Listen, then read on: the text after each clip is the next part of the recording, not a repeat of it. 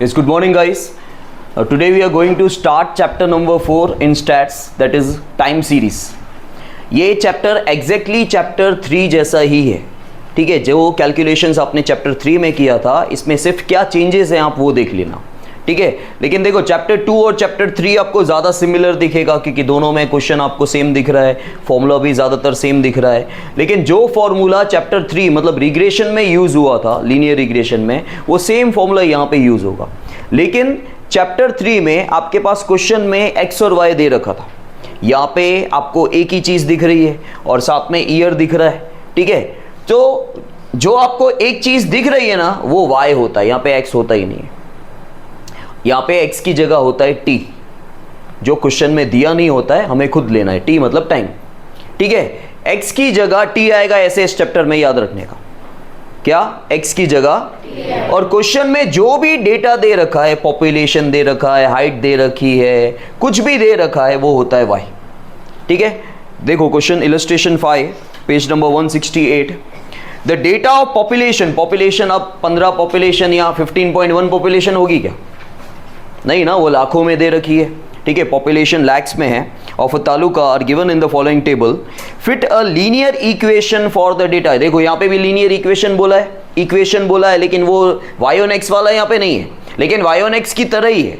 यहाँ पे regression line नहीं लिखा है, यहाँ पे क्या लिखा हुआ है? Fit a linear equation for the data. Trend line बोला होगा इस चैप्टर में, ट्रेंड लाइन बोला जाए या फिट अ लीनियर इक्वेशन बोला जाए, उसका मतलब होता है इक्वेशन। यहाँ पे भी वही 3 स्टेप है, बी ए इक्वेशन, जो आपका चैप्टर 3 में था ना। बी पहले फाइंड करोगे, फिर ए फाइंड करोगे, फिर इक्वेशन।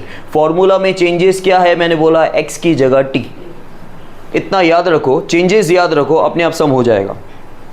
और फिर बोला गया है find the trend value for each year. आपके पास यहाँ पे कितने साल हैं? 1 2 3 4 5 6 7, ठीक है। वैसे तो ये 10-10 सालों का गैप है, क्योंकि पॉपुलेशन की जो काउंटिंग होती है, पॉपुलेशन जो सेंसस होता है, वस्ती गणतरी जो बोलते हैं हम लोग हिंदी में, वो 10-10 साल में होता है, ठीक है। लास्ट 2021 में होने वाला था, लेकिन ड्यू टू कोरोना नहीं हुआ, ठीक है। अब कब होगा पता नहीं, अगर नहीं हो रहा है बीच में तो डायरेक्टली 2031 में होगा, क्योंकि 10-10 साल के गैप में होता है। 2021 से पहले लास्ट हुआ था 2011 में, तो इसलिए आपको यहाँ पे 10-10 साल के गैप दे रखे हैं। तो आपको trend value for each year बोला गया है, वो क्या होता है मैं आपको बताता हूँ।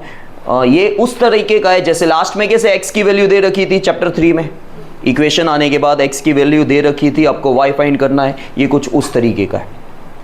और फिर लिखा है also find the trend estimate for the population in the year 2021। इसका मतलब भी मैं आपको आगे बताता हूँ, ठीक है। सबसे पहले आपको इक्वेशन बनानी है, जो उसका क्वेश्चन का लैंग्वेज है fit a linear equation for the data. वहाँ तक जो लिखा है अगर, तो वहाँ तक क्या करना है? आपको इक्वेशन बनानी है। अब मैंने आपको एक चीज़ बोली कि आपके पास क्वेश्चन में जो भी डेटा दे रखा है that is why, that is not x. X की जगह क्या आएगा? टी, और वो टी आप खुद लिखोगे। टी कैसे लिखोगे? 1 2 3 4 5 6 7 जितने भी ईयर्स दे रखे हैं, ठीक है। इस ईयर का कोई रोल नहीं है, ये सिर्फ इंफॉर्मेशन है, ठीक है। टी या तो क्वेश्चन में काफ़ी बार दे रखा होगा 1 2 3 4 5, ठीक है, या नहीं दिया है तो आपको टी निकालना है। तो टी हमने जितने साल हैं उतने नंबर्स दे दिए। 8 होते तो 8 तक जाता, 5 होते तो 5 तक जाता, तो इसका टोटल हो गया 28, ठीक है। इसका टोटल आप करो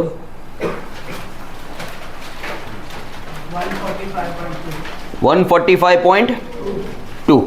ये आपका निकल गया सिग्मा वाई, ये निकल गया सिग्मा टी। मैंने क्या बोला? x की जगह t, जैसे आप x बार y बार निकालते थे, यहाँ पे t बार y बार निकालोगे, ठीक है। वो भी निकालना यहाँ पे कंपलसरी है। तो आप यहाँ पे t bar that is sigma t upon n, 28 divide by 7 that is 4, and y bar equals to sigma y upon n that is 145.2 divide by 7, 20.74, ठीक है। मैंने x बार की जगह t बार निकाल दिया, y बार की जगह y बार। उसी पैटर्न में जाओ ताकि आपको चेंजेस ना दिखे, ठीक है। अच्छा, अब चैप्टर 3 में आप लोग 2 ही स्टेप निकालते थे फर्स्ट फॉर्मूला के अकॉर्डिंग। एक यहाँ पे खाली यूवी और ये सब भूल जाना, फर्स्ट सेकेंड और थर्ड फॉर्मूला जो थर्ड चैप्टर का था वो भूल जाना। जो फर्स्ट फॉर्मूला था ठीक है, मतलब x और y की वैल्यू जो 20 से कम होती है वो सब चेक नहीं करना है, लेकिन अप्लाई फर्स्ट फॉर्मूला ही होगा। और फर्स्ट फॉर्मूला में दो ही चीजें निकलती थी, x का स्क्वायर और x इंटू वाई। तो यहाँ पे x की जगह क्या है, तो t का स्क्वायर और t इंटू वाई। ठीक है, 1 4 9 16 25 36 49 140। Then T Y, T into Y, ये 15.1, इसको मल्टीप्लाई करो 33.8, इसको मल्टीप्लाई करो 56.1, इसको मल्टीप्लाई करो 80.4, इसको मल्टीप्लाई करो 105 और 108, इसको मल्टीप्लाई करो 150 और कितना 150, इसको मल्टीप्लाई करो टोटल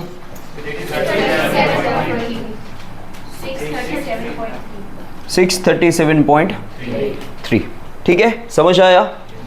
नाउ आपका फॉर्मूला वैसे ही करना है, b इक्वल्स टू आपका थर्ड चैप्टर में फर्स्ट फॉर्मूला क्या था, n into sigma X Y minus sigma X into sigma Y बराबर x की जगह यहाँ पे क्या आ गया, बस आप वो याद रखो, n into sigma T Y minus sigma T into sigma Y upon n into sigma X square minus sigma X का होल स्क्वायर की जगह सिग्मा टी और सिग्मा टी का होल स्क्वायर, तो n into sigma T square minus sigma T का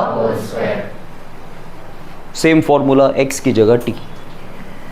n कितना है 7, sigma T Y 637.3, sigma T here is sigma t that is 28 and sigma y 145.2 divide by n कितना है 7, sigma t square that is 140 sigma t that is 28 का whole square multiply करो 446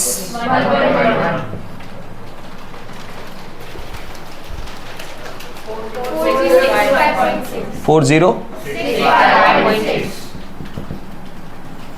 this is 980 और 28 का square 784 करो minus, ये right है नहीं राइट है, चेक करो एक बार। हाँ ठीक है, फिर माइनस करो, डिवाइड करो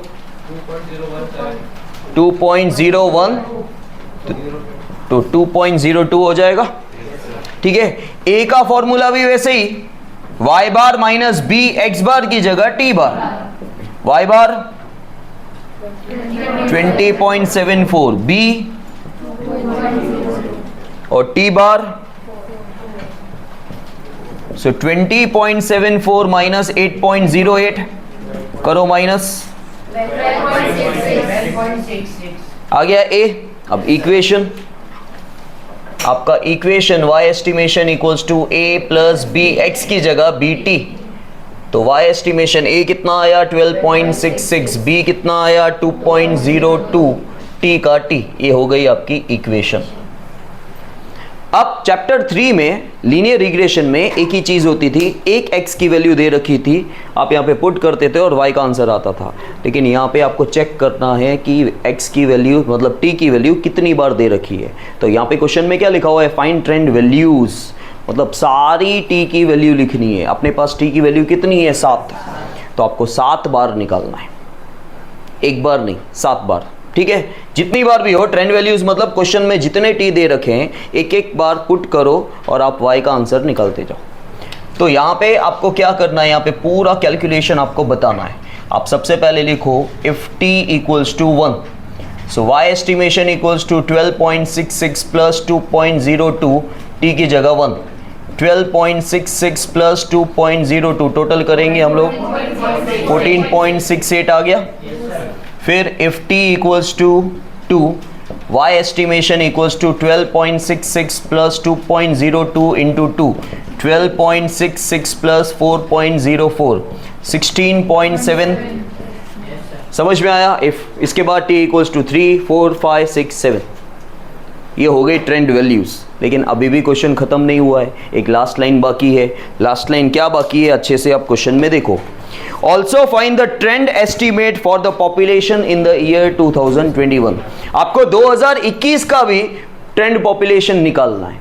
तो देखो 2011 लास्ट है आपके पास, तो 2011 का टी क्या है, तो उसके बाद 2021 आ रहा है, 10-10 सालों का गैप, तो 2021 का टी क्या हो जाएगा। तो वैसे देखो ट्रेंड वैल्यूज का मतलब 7 तक फाइंड करना है, लेकिन अलग से फिर से पूछा गया है कि 2021 का भी पॉपुलेशन निकालो, तो T8 भी लेना है, मतलब आपको T8 तक जाना है। Is that clear? समझ में आया?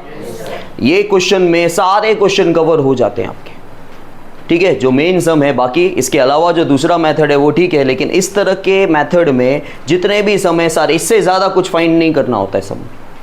या आपको सिर्फ इक्वेशन होती है, या ट्रेंड वैल्यू कोई पर्टिकुलर ईयर का पूछा जाता है, यहाँ पे trend values for each year बोला गया है, प्लस एडिशनल भी बोला गया है, तो इससे ज़्यादा वैसे भी आपको सम में कुछ भी नहीं आएगा। समझ में आया?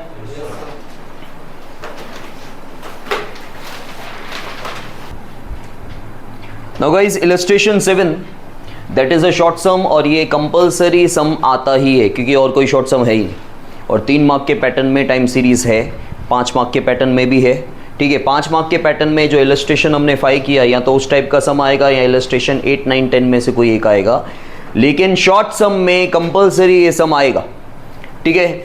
और आप कितने भी साल के पेपर उठा के देख लो, शॉर्ट सम में यही एक प्रैक्टिकल सम है, और एल्स 1% चांस होता है कि थियरी आ सकती है, ठीक है, लेकिन 99% यही सम आता है।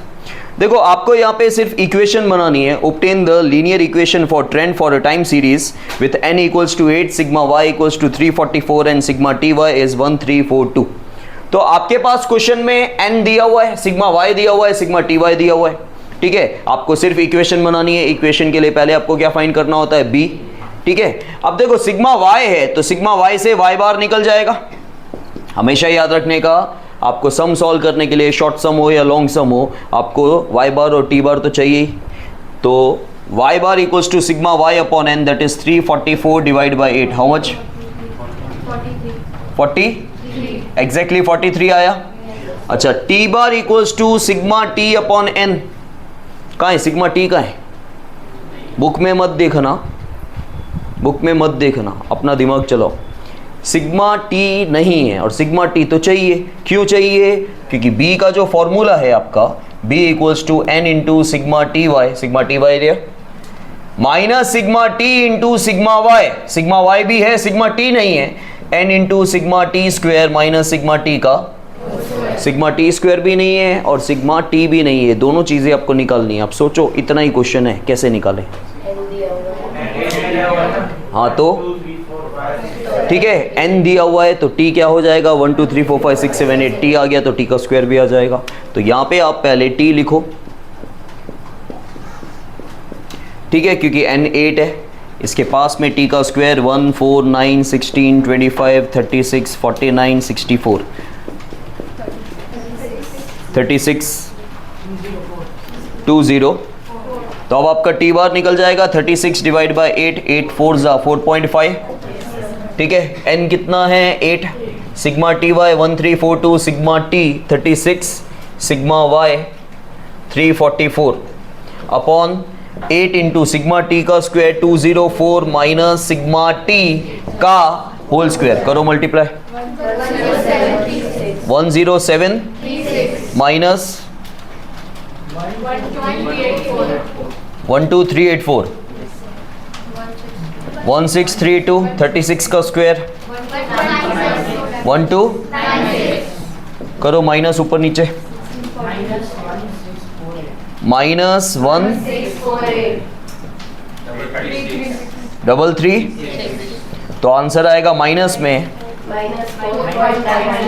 90, मतलब 90 लिखो या 9 लिखो, एक ही बात है। ये आ गया आपका b, then a y bar minus b t bar, y bar कितना है हमारा 43, b पहले ये माइनस लिख दो, b आपका माइनस में आया है, दैट इज माइनस 4.9, t बार है आपका 4.5। अब ध्यान दें, माइनस माइनस हो जाएगा प्लस, करो मल्टीप्लाई, तो आ गया 65.05, this is your a। Now y estimation equals to a plus b t, a कितना आया 65.05, b कितना आया माइनस 4.9, t की जगह t। So y estimation equals to 65.05 plus minus ये आ गया आपका इक्वेशन। वैल्यू आपको फाइंड नहीं करनी है, क्वेश्चन में कुछ बोला नहीं गया है। Is that clear? Now guys, illustration 8, 9, 10 either तुम्हारा इलस्ट्रेशन 5 वाला सम आएगा या 8, 9, 10 में से एक आएगा। और अगर लास्ट ईयर वाला पैटर्न हुआ तो बहुत अच्छी बात है, फिर तो क्या है आपके पास टोटल 6 सम आएंगे जिसमें से 4 करने हैं। अगर लास्ट ईयर वाला पैटर्न नहीं आया, मतलब ऊपर एनी आ जाएगा, एनी 4 करना है, और लास्ट ईयर का पैटर्न नहीं आएगा तो भी टाइम सीरीज में चॉइस आती है, और एक इलस्ट्रेशन 5 आएगा मतलब उस जैसा सम आएगा, और 8, 9, 10 में से एक आएगा, मतलब इंटरनल चॉइस आ जाएगी एक तरह से। लेकिन अगर एनी वाली चॉइस है ना तो आपको ज़्यादा अच्छा है, आप टाइम सीरीज़ के दोनों सम कर सकते हो। आपको चैप्टर 1 का छोड़ देना है तो सम छोड़ सकते हो, आपको चॉइस मिल जाएगी। 6 में से 4 करना है, लेकिन अब कंफर्म नहीं है कि वो चॉइस होगी कि नहीं होगी इस बार, ठीक है। अगर नहीं भी हुई तो टाइम सीरीज़ के ऑप्शन में टाइम सीरीज़ का 5 मार्क का सम आता है। समझ में आया? अच्छा, इलस्ट्रेशन 8, 9, 10 की कैटेगरी क्या है वो पहले समझ लो। इसमें देखो 3, 4 या 5 ऐसा लिखा होगा।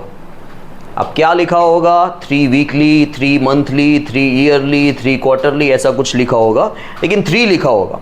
तो आपको उससे पहचानना है कि ये 3 वाला सम है, या फिर 4 monthly, 4 weekly, 4 quarterly, 4 half yearly, 4 yearly, ठीक है। 4 लिखा हो तो वो अलग सम होता है। फिर उसी तरह 5 वाला सम होता है, 5 weekly, 5 quarterly, 5 yearly, 5 half yearly, ठीक है, 5 वीकली, 5 मंथली, कुछ भी ऐसा दिया हो, 5 के साथ दिया हो तो वो कैटेगरी है। तो 3 कैटेगरीज है आपके पास, और इसमें जो इलस्ट्रेशन 5 था वैसा सम नहीं है, इसमें मेथड अलग है। लेकिन 3 और 5 एक जैसा होता है, 4 अलग होता है। 4 का थोड़ा सा पैटर्न अलग है, 3 और 5 का सेम है। तो पहले हम 3 करने जा रहे हैं इलस्ट्रेशन 8 में। अब देखो इलस्ट्रेशन 8 में जो लिखा हुआ है, पे अटेंशन, क्वेश्चन में लिखा हुआ है the number of accounts open in different weeks in a branch of certain bank are given below. बोला गया है किसी बैंक में अलग अलग वीक्स में अलग अलग नंबर ऑफ अकाउंट्स ओपन किए गए हैं। फॉर एग्जांपल भाई फर्स्ट वीक में 4 अकाउंट ही ओपन हुए हो, सेकंड वीक में 15 अकाउंट ओपन हुए, लाइक दैट। उसकी इन्फॉर्मेशन दी गई है। मेनली क्या आपको देखना है? Find the trend using 3 weekly moving average. क्या निकालना है आपको? Find the trend using 3 weekly moving average. 3 लिखा हुआ है, वीकली, मंथली, क्वार्टरली, जो भी लिखा हो एक ही पैटर्न है। अब यहां पे आपके पास ऑलरेडी वीक दे रखा है, और ये क्या होता है? टाइम एक तरह से, ठीक है। वीक मतलब आपको वैसे क्या होता है, टी लिखना पड़ता है, लेकिन यहाँ पे आपको टी नहीं लिखना है क्योंकि ऑलरेडी 1, 2, 3 दिया हुआ है। 1, 2, 3, 4, 5, 6, 7, 8, 9, 10।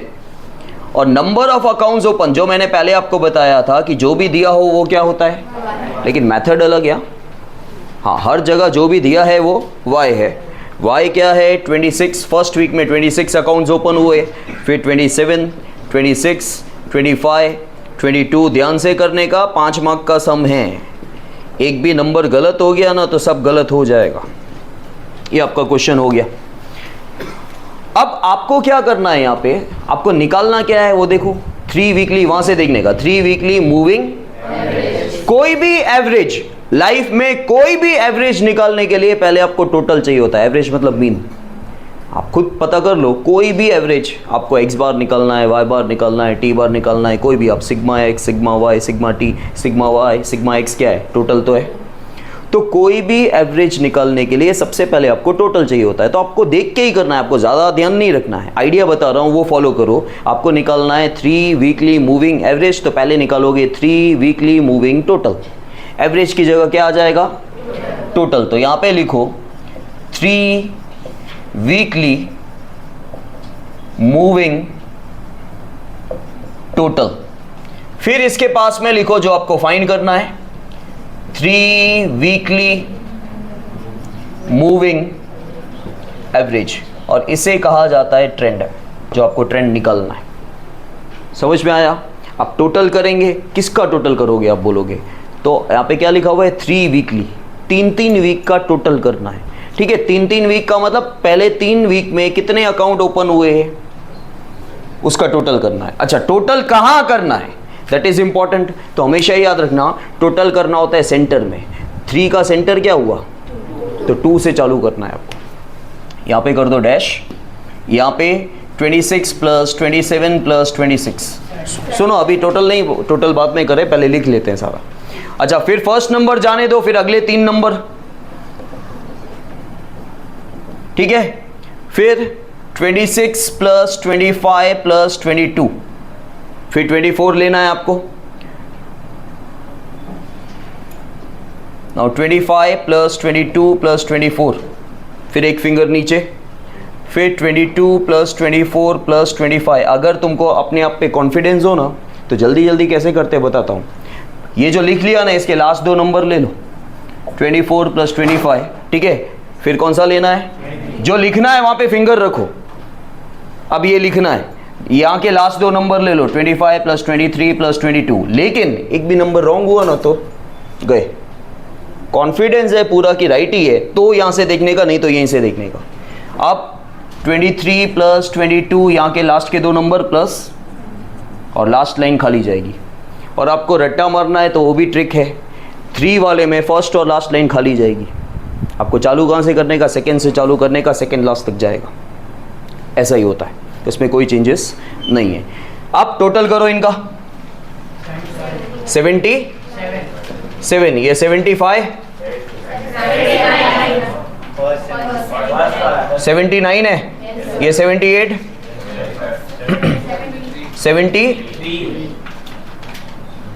73, okay. Then 71, then 71 same, then 72, then 70, 66।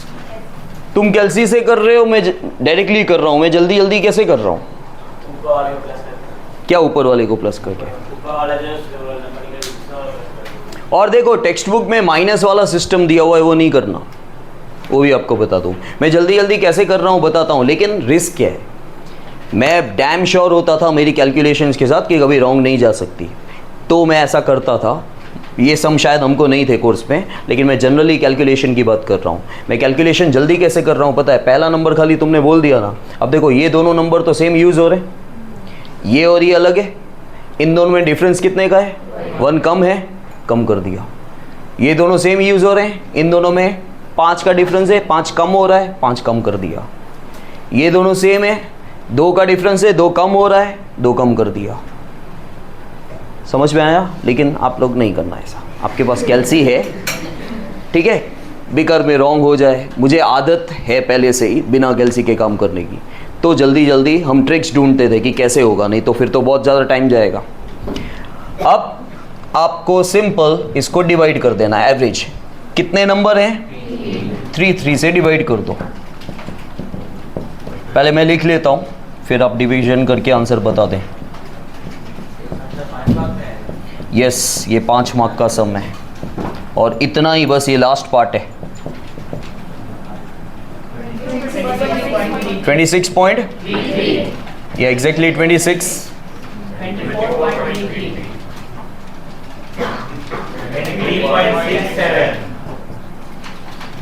Same 24,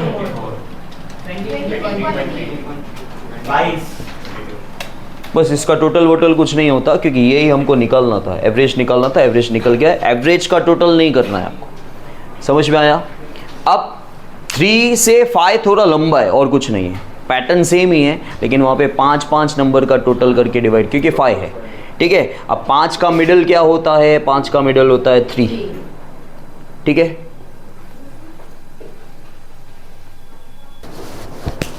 अब गाइस इलस्ट्रेशन 9 इलस्ट्रेशन 8 की तरह ही है। जैसे वहाँ पे हमने 3 वीकली मूविंग एवरेज निकाला, यहाँ पे आपको 5 ईयरली मूविंग एवरेज निकालना है। सिर्फ वीकली की जगह ईयरली आ गया, बाकी सब कुछ सेम है। 3 की जगह 5 आ गया। C find the trend using 5 yearly moving average for the following data about yearly production in a factory.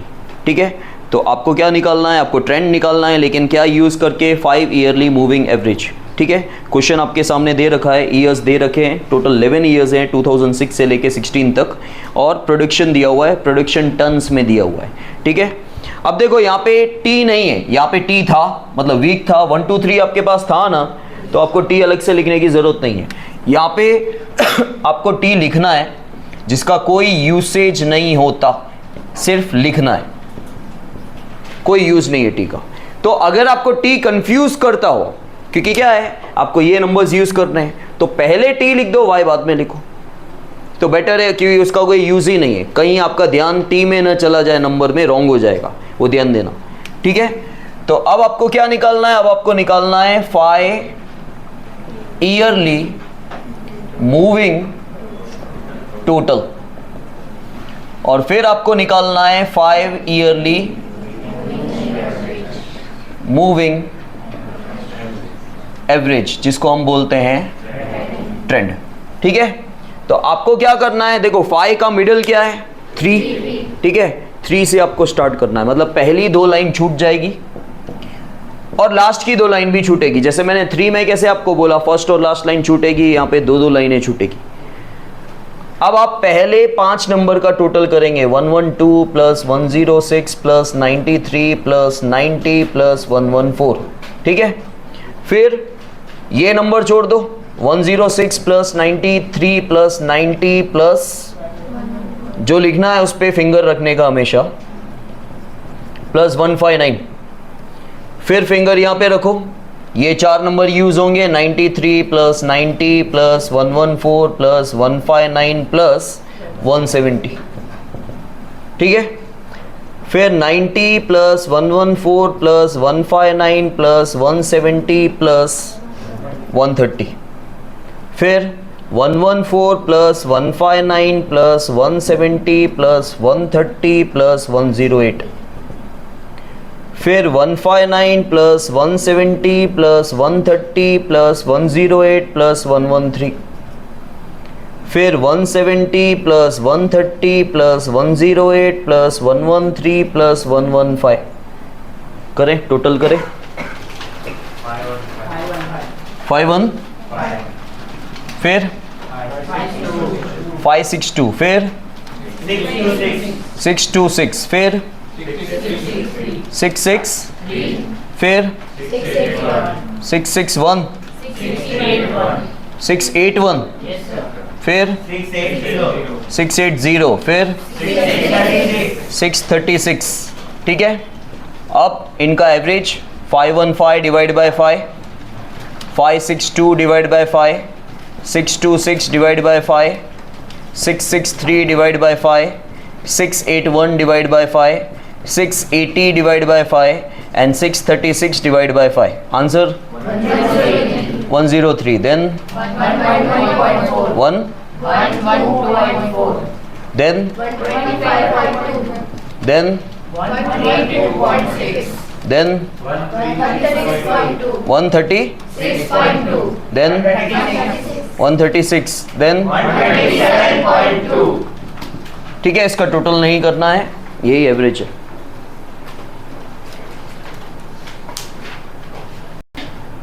Now guys illustration 10। अब देखो इलस्ट्रेशन 8 और 9 में हमने 3 और 5 वाला सम देखा, मतलब 3 वीकली मंथली या 5 वीकली मंथली वाला। अब यहाँ पे हमारे पास 4 मंथली है। 4 मंथली में एक स्टेप आपको एक्स्ट्रा करना होता है, that is a pair wise total, वो ध्यान देना। अब और एक चीज़ इसकी इंपॉर्टेंट जो है, जो आप भूल जाओगे तो सम रॉन्ग हो जाएगा। देखो 3 और 5 में कहीं पे भी हमको गैप नहीं छोड़ना था। यहाँ पे आपको एक एक लाइन छोड़ के काम करना है। जो भी आप पहला मंथ लिख रहे हो या जो भी लिख रहे हो उसके बाद आपको एक एक लाइन, नहीं तो रॉन्ग हो जाएगा। क्योंकि देखो 4 का मिड है ना, ये होता है 2.5, क्योंकि दो, एक यहाँ चला गया, एक यहाँ चला गया, एक यहाँ चला गया, एक यहाँ चला गया, तो बीच क्या हुआ, 2.5 हुआ। वो 2.5 कहाँ से आएगा अगर आप लाइन नहीं छोड़ दोगे तो? समझ में आया? तो सेंटर से स्टार्ट होता है ना, जैसे 3 का सेंटर 2 है, 5 का सेंटर 3 है, ठीक है। वैसे ही 4 का सेंटर होता ही है, 2 यहाँ गए 2 यहाँ गए, तो वो सेंटर कहाँ से आएगा अगर आप एक लाइन नहीं छोड़ोगे तो? इसलिए आपको कंपलसरी वो लाइन छोड़नी होती है, ठीक है। तो एक एक के बाद यहाँ पे हर मंथ के बाद आप लाइन छोड़ दो, और आपको चाहिए टी लिख दो 1 2 3 4 5 6 7 8 9 10। कोशिश करो टी पहले ही लिख दो, ठीक है। अब आपको 4 महीनों का टोटल चाहिए। 4 महीनों का टोटल आएगा कहाँ पे? यहाँ पे, ये देखो, ये रहा 2.5, 1 और 2, 2 के बाद ये जो लाइन है यहाँ से स्टार्ट करना है। तो यहाँ पे आपको चारों नंबर का टोटल करना है 5 + 3 + 7 + 6। फिर एक लाइन छोड़ छोड़ के, हाँ बीच में ही आएगा। फिर 3 + 7 + 6 + 4, फिर 7 + 6 + 4 + करना वैसे ही है, लिखना कैसे है वो ध्यान देना। देन 6 + 4 + 8 + 9, देन 4 + 8 + 9 + 10, देन 8 + 9 + 10 + 8, देन 9 + 10 + 8 +, ठीक है। देखो ये छूटा था, वैसे भी एक लाइन छूटी थी बीच वाली, लास्ट में भी एक लाइन बीच वाली छूटी है, ऊपर नीचे एग्जैक्टली सेम दिखेगा आपको, ठीक है। अब आप क्या करो, इसका total 8 7 15 and 21, 10 21, 12 18 25, 17 10 27, 19 27 31, 18 and 8 26 and 9 35, 17 and 36, ठीक है।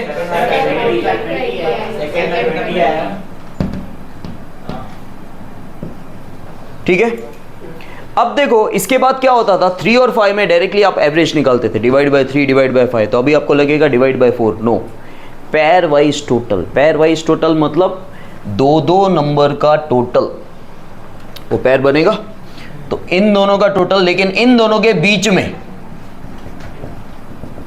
ठीक है, इन दोनों का टोटल, इन दोनों के बीच में, इन दोनों का टोटल, ठीक है। Then 27 + 31 that is 58, then 31 + 35, then 35 + 36 that is 71, और इसी के सामने इसका एवरेज। लेकिन एवरेज क्या करोगे पता है, डिवाइड बाय 4 नहीं, क्यों? क्योंकि आपका जो टोटल आपको दिख रहा है ना, वो 8 नंबरों का टोटल है। देखो ये 4 नंबर का टोटल था, लेकिन ये 2 नंबर का टोटल 8 नंबर का टोटल हो गया ना। आप जो टोटल ले रहे हो डिवाइड, देखो अब तुम बोलोगे सर मीन है 2 नंबर का टोटल कर रहे हैं तो डिवाइड बाय 2 करें। वो 2 नंबर ऑलरेडी 4 नंबर का टोटल, मतलब 8 नंबर का टोटल है। समझ में आया? इसलिए डिवाइड बाय 8 कर रहे हैं। जिसको पता नहीं होगा वो ऐसे बोलेगा डिवाइड बाय 2 कर देते, क्योंकि 2 नंबर का है, लेकिन 2 बने 4 4 8 में से। समझ में आया? ये अकेला होता ना ये तो डिवाइड बाय 4 होता, लेकिन आपने ये 2 का टोटल लिया है, मतलब डिवाइड बाय 8, ये मिस्टेक जाती है। और ज़्यादातर यही सम आता है, क्योंकि एक तो इसमें एक लाइन छोड़नी है, फिर बीच में लिखना है, वो ज़्यादा दिक्कत आती है। Then 45 divide by 8, 52 divide by 8, 58 divide by 8, 66 divide by 8 and 71 divide by 8।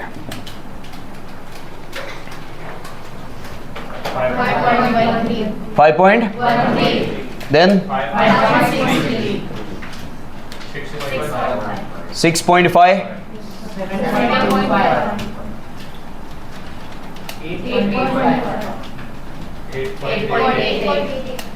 8 की 8 9, ठीक है। समझ आया?